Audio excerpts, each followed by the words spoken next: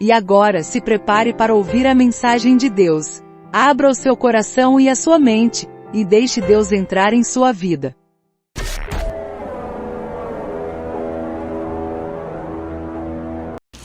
Depois que nós lermos aqui, eu gostaria que vocês permanecessem com a Bíblia de vocês aberta durante o tempo que eu estiver falando, tá bom? Lucas 18, verso 41. O verso 41 está dizendo o seguinte: que queres que eu te faça? Respondeu ele: Senhor, que eu torne a ver. Amém? Vamos orar mais uma vez? Senhor meu Deus, em nome de Jesus, nós estamos diante da Tua palavra e nesse instante eu quero, Pai, ser usado pelo Teu Espírito para trazer uma mensagem à Tua igreja e que essa mensagem frua no coração de cada um e arda como chamas, para que essa seja uma fé verdadeira naquilo que o Senhor é e naquilo que o Senhor pode fazer em nossas vidas. E em nome de Jesus, ó Pai, nesse instante, o Senhor tem toda a liberdade para agir nesse momento e fazer aquilo que o Senhor queres, em nome de Jesus. Amém? Amém. Podem sentar, irmãos. Eu quero começar contando uma história, uma pequena historinha que eu ouvi um tempo atrás, eu não me recordo quando, mas diz respeito a um homem que estava num bar e ele estava com um amigo dele ali bebendo e encheu até não poder mais. Até que deu a hora, ele saiu do bar e foi embora. O seu amigo ainda ficou ali durante um tempo. Quando o seu amigo saiu, encontrou aquele homem primeiro, que tinha saído primeiro. Ele estava na rua, perto de um poste, e ele estava procurando alguma coisa no chão. E esse amigo dele se aproximou então e perguntou: o que você está fazendo aí? E esse amigo dele disse: eu perdi a minha carteira, estou procurando aqui, mas eu não consigo achar. Mas foi aí mesmo, nesse lugar que você perdeu a sua carteira? Não, eu perdi a carteira, foi ali atrás. Mas eu vim para cá porque aqui tem luz, onde eu posso enxergar. Deu para entender que ele estava procurando num lugar errado? Ele não ia achar a carteira ali, né? Algumas vezes nós estamos como esse homem, esse bêbado, procurando em um lugar errado. A questão da cegueira não é somente como essa do texto, porque o contexto desse verso que nós lemos é de um homem cego que procura a cura. A cegueira não é só a questão de não poder enxergar. É claro que existem pessoas que nascem cegas, são cegas de nascença. Há aqueles que se tornam cegas depois, por algum acidente, por alguma fatalidade. Mas existe uma questão também de um tipo de cegueira que se tem até um ditado que nós costumamos usar, que diz que o pior cego é aquele que não quer enxergar. Muitas vezes nós estamos cegos diante da nossa vida, das coisas que estão acontecendo à nossa volta. Nós estamos sem foco. Ficamos com um outro cego que a Bíblia também diz, que quando ele olhava, ele via as pessoas andando como árvores. As coisas ficam nebulosas diante de nós. Nós não conseguimos focar, não conseguimos ver, não conseguimos enxergar com clareza e deixamos que aquilo que nós não conseguimos entender se tornam suposições e baseamos algumas resoluções que nós tomamos nessas suposições que nem sempre vão estar certas. Porque às vezes nós estamos cegos para a vida. Às vezes as pessoas estão fazendo coisas boas ao nosso redor, estão nos ajudando, estão falando palavras que nos vão ajudar, mas estamos cegos e não conseguimos entender o amor que essa pessoa está demonstrando para nós.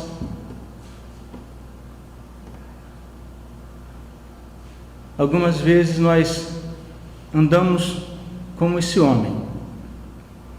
Vemos as pessoas passando e não conseguimos discernir quem é bom, quem é ruim, porque tudo para nós são como sombras. As pessoas se tornam sombras. E nesse momento em que tudo se torna sombra e não confiamos e não conseguimos enxergar o bem na humanidade, o bem das pessoas, ou aquilo que Deus está fazendo por nós, se nós não conseguimos enxergar, nesse momento nós precisamos de um milagre. Assim como o bêbado que nós vimos na introdução, nós nos tornamos cegos quando nós deixamos que a ansiedade antecipe situações das quais nós ainda não conseguimos achar uma solução. Quando a Bíblia diz que não andeis ansiosos, é porque nós devemos confiar. E muitas vezes estamos cegos para esta fé. Quando Jesus diz que quem de vós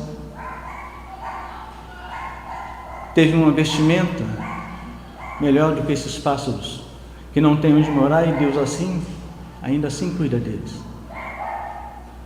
Se Deus cuida desses pássaros, não é certo que Ele cuidará de vocês, mas nós esquecemos que Deus tem esse cuidado para com nós quando nos escolheu para sermos seus filhos. E a ansiedade muitas vezes nos deixa cego. Outras vezes estamos cegos por causa de alguma paixão. Somos apaixonados por um determinado tema, por uma determinada pessoa, por uma determinada ideologia, ou até mesmo por uma doutrina.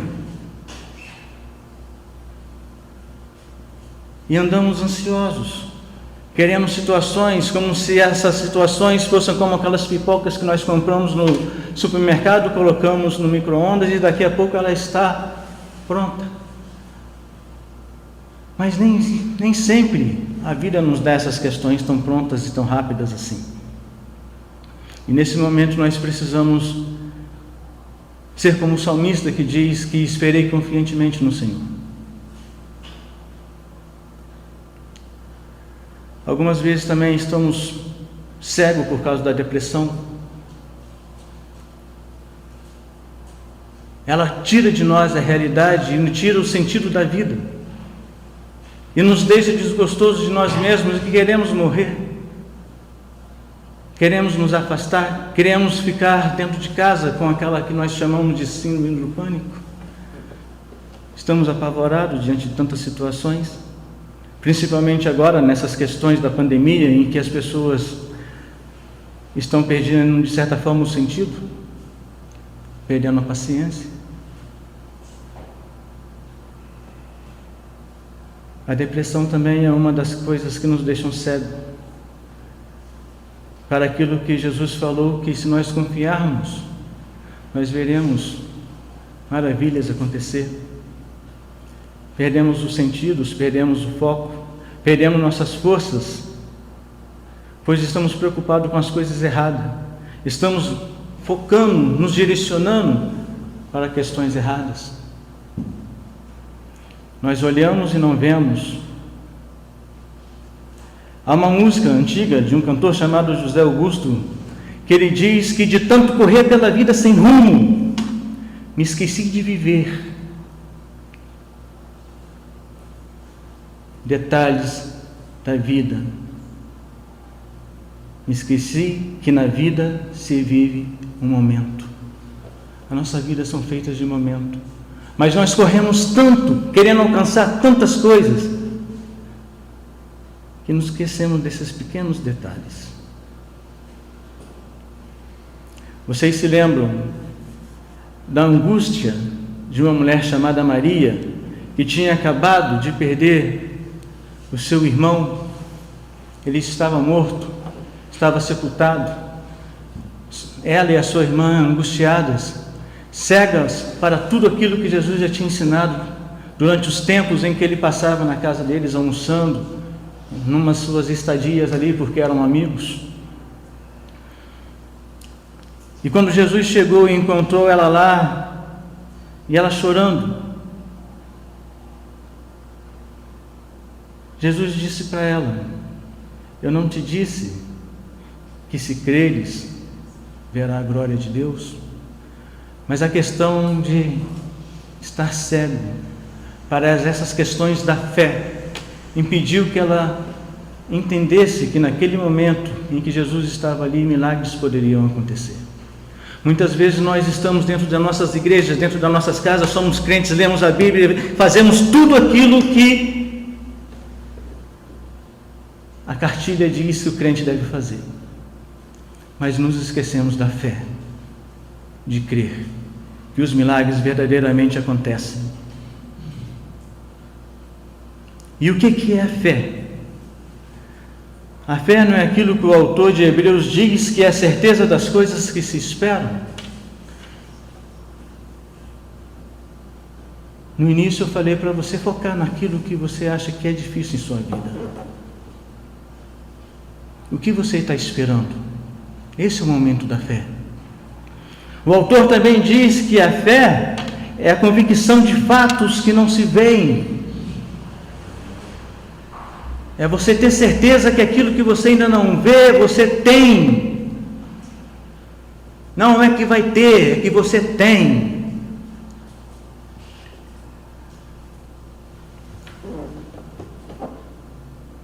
Um determinado pregador, uma vez, sonhava em ter uma bicicleta. E as pessoas, quando perguntavam para ele, falavam: eu tenho a bicicleta. Mas ele não tinha ainda comprado a bicicleta e nem ganhado a bicicleta. Mas ele tinha fé que a bicicleta viria. E quando alguém perguntou para ele: qual é a cor da sua bicicleta? Ele ainda não tinha bicicleta, mas ele falou uma cor da bicicleta. Eu quero ir lá para ver a sua bicicleta. Ele ainda não tinha bicicleta.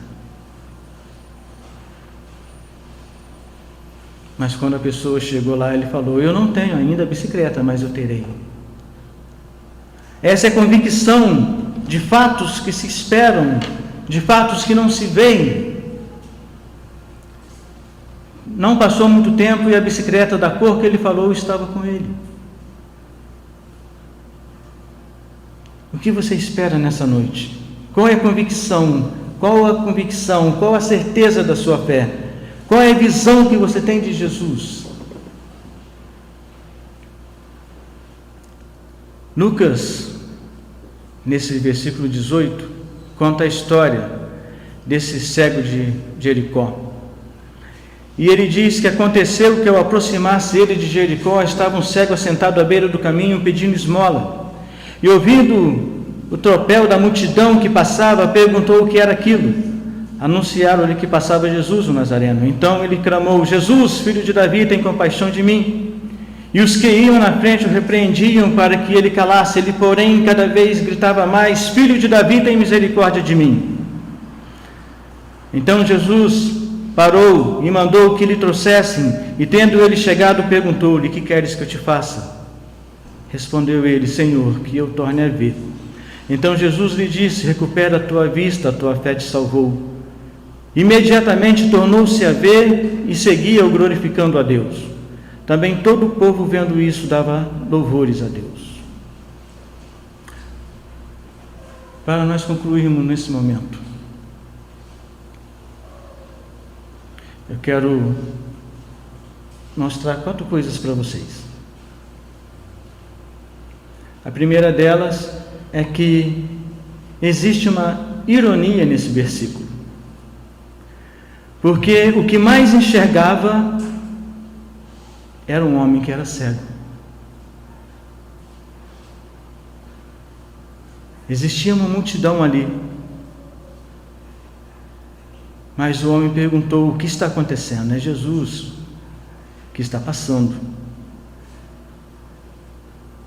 O homem cego foi o único ali que reconheceu que Jesus era o Senhor. Então ele clamou: Jesus, filho de Davi, tem compaixão de mim.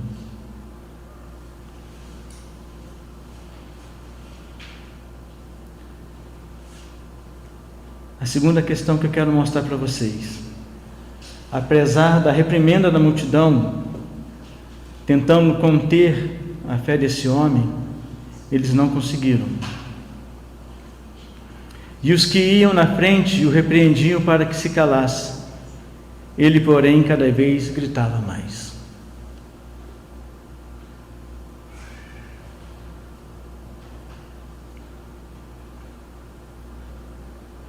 Ao invés dele ceder e deixar passar, ele agiu de forma contrária àquilo que as pessoas queriam. A reprimenda das pessoas não foi um empecilho para que ele cada vez gritasse mais: Filho de Davi, tem compaixão de mim. E cada vez mais alto. E a quarta: Jesus mais uma vez destaca o valor da fé.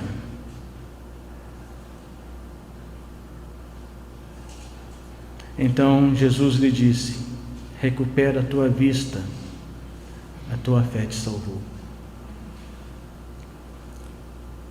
O que te impede de enxergar que aquilo que você mais anseia possa acontecer? Quais são os empecilhos que estão te impedindo de gritar mais alto: Filho de Davi, tenha compaixão de mim? O que é que tem impedido vocês? Se nós olharmos alguns versículos na Bíblia, vamos ver que os discípulos, quando estavam num barco, houve uma grande ventania. Jesus estava com eles. Eles estavam cegos para a fé. Já tinham visto Jesus fazer grandes milagres. Porém, ainda assim temeram. Moisés e o povo estavam diante do mar. E o exército de Faraó vinha atrás. E ainda assim, eles estavam cegos, temeram. Somente depois de abrirem os olhos, eles viram o milagre acontecendo. O que impede você nessa noite de abrir os olhos da fé? Aquilo que o mundo achava que não tinha jeito e que parecia não ter solução. Aquilo que parecia ser a minha morte, aquilo que parecia não ter mais salvação. O que te impede de ver que Jesus é aquele que traz a solução? Continue e vai em frente, não desanimes nunca. Levante as mãos e adore a Deus, pois a bênção já é sua. Imediatamente tornou-se a ver e seguiu glorificando a Deus. Também todo o povo, vendo isto, dava louvores a Deus. Amém? Com esta palavra eu quero despedir nessa noite, encerrando o nosso culto nessa noite.